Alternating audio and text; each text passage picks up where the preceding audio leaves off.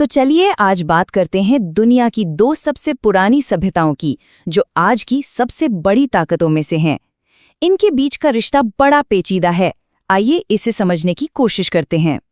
देखिए, भारत और चीन की कहानी सिर्फ दो देशों की नहीं है। ये कहानी है दुनिया की 1/3 आबादी की।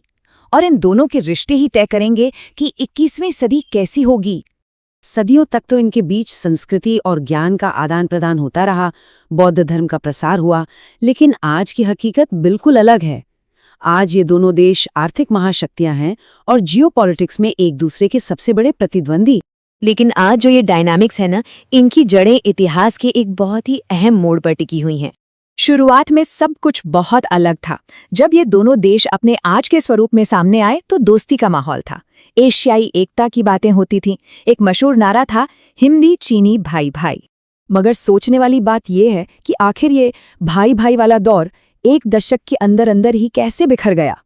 1950 के दशक में दोस्ती शुरू हुई, 59 में तिब्बत में विद्रोह हुआ और दलाई लामा को भारत में शरण लेनी पड़ी, और 1962 आते आते एक छोटा लेकिन बहुत ही भयानक युद्ध छिड़ गया जिसने सब कुछ बदल दिया। तो ये लड़ाई सिर्फ जमीन का टुकड़ा हासिल करने के लिए नहीं थी।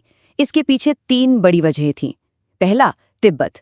जब भारत ने दलाई लामा को शरण दी तो चीन ने इसे अपने अंदरूनी मामलों में दखलंदाजी माना। दूसरा, बॉर्डर।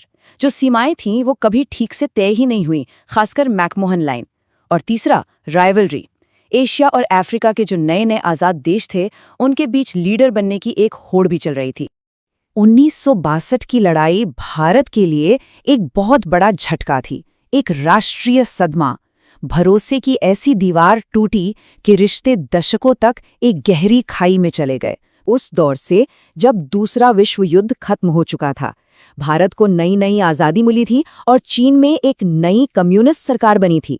मतलब दोनों ही देशों के सामने एक नया भविष्य था, एक नई शुरुआत का मौका था। लेकिन दोनों नए देश बिल्कुल अलग अलग रास्तों पर चल पड़े। एक तरफ था भारत, जिसका पूरा ध्यान अपनी अर्थव्यवस्था को पटरी पर लाने और लोकतंत्र को मजबूत करने पर था।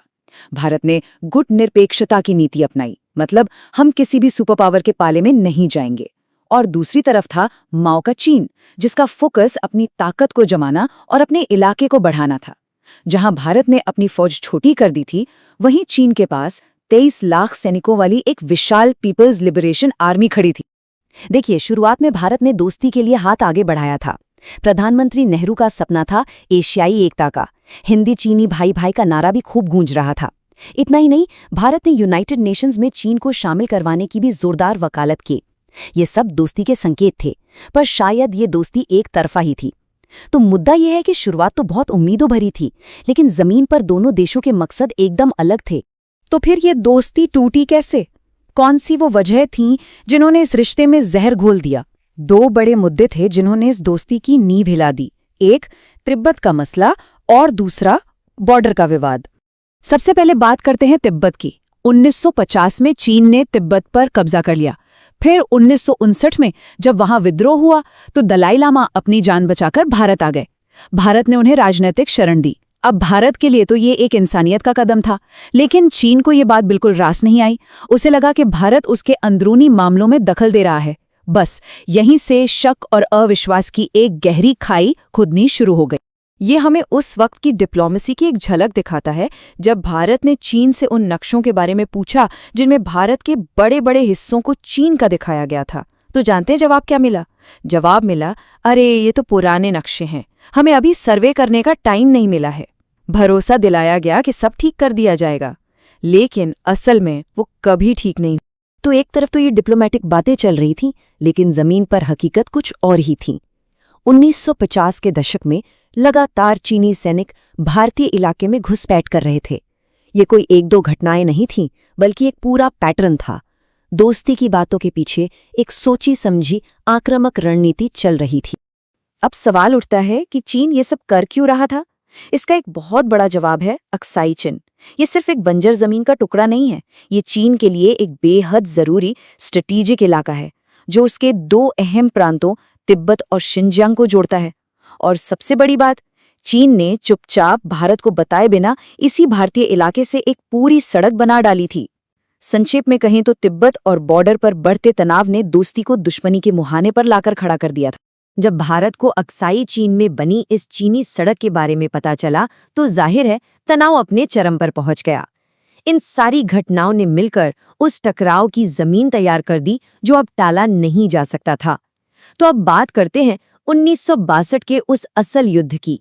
20 अक्टूबर 1962 ये वो सुबह थी जब चीन ने एक साथ 2 अलग-अलग मोर्चों पर एक बड़ा और सुनियोजित हमला बोल दिया।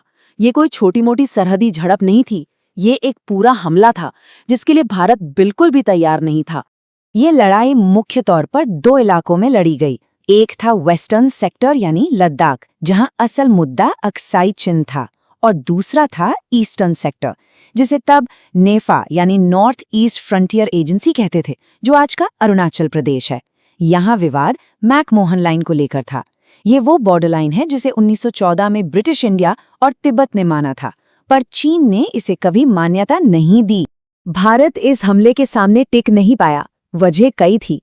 नेहरू और उनके सलाहकारों को ये यकीनी नहीं था कि चीन कभी पूरी ताकत से हमला करेगा। भारतीय सेना के पास न तो पूरे सैनिक थे, न ही सही हथियार, और तो और बर्फीले पहाड़ों में लड़ने के लिए ढंग के कपड़े तक नहीं थे।